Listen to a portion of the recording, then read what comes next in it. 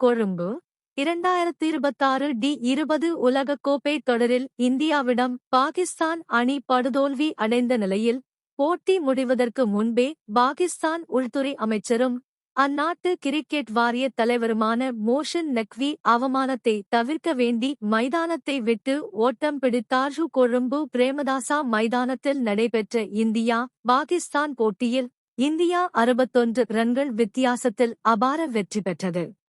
பாகிஸ்தான் அணியின் பேட்டிங்கின் போது தோல்வி உறுதியானதும் வேபி பகுதியில் அமர்ந்திருந்த பாகிஸ்தான் கிரிக்கெட் வாரிய தலைவர் மோஷன் நக்வி போட்டியை முழுமையாக பார்க்காமல் பாதியிலேயே எழுந்து சென்றுவிட்டார். முதலில் பேட்டிங் செய்த இந்தியா 175 ரன்கள் குவித்தது. கடினமான இலக்கை நோக்கி களமிறங்கிய பாகிஸ்தான் அணி ஆரம்பம் முதலே விக்கெட்டுகளை இழந்து தடுமாறியது. அணியின் முக்கிய வீரர்கள் சொற்ப ரன்களில் ஆட்டமிழந்தனர்.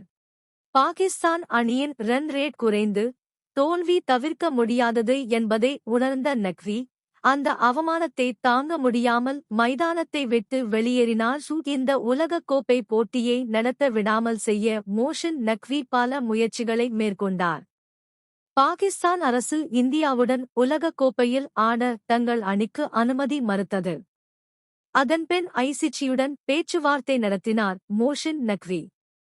இது எல்லாமே நக்வியின் நாடகம் என அப்போது கடும் விமர்சனம் எழுந்தது. ஒரு வழியாக இந்தியா பாகிஸ்தான் போட்டி நக்வியின் நாடகத்தை தாண்டி நடைபெற்றது. இந்த நிலையில் பாகிஸ்தான் வெற்றி பெற்றால் மைதானத்துக்குள் சென்று இந்தியாவை வீழ்த்திவிட்டோம் என பெருமை காட்ட வேண்டியே நக்வி இலங்கை வந்தார். ஆனால் நடந்ததோ வேறு. இந்தியா அடித்த அடியை பார்த்து அவர் பாதி போட்டியிலேயே வெளியே ஓடிவிட்டார்.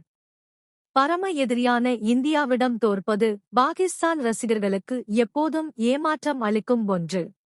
இந்நிலையில் ஒரு கிரிக்கெட் வாரியத்தின் தலைவராக இருப்பவரே தோல்வியை எதிர்கொள்ள துணிவின்றி பாதியிலேயே சென்றது அந்த அணிக்கு மேலும் ஒரு தலைகுனிவாக அமைந்துள்ளது.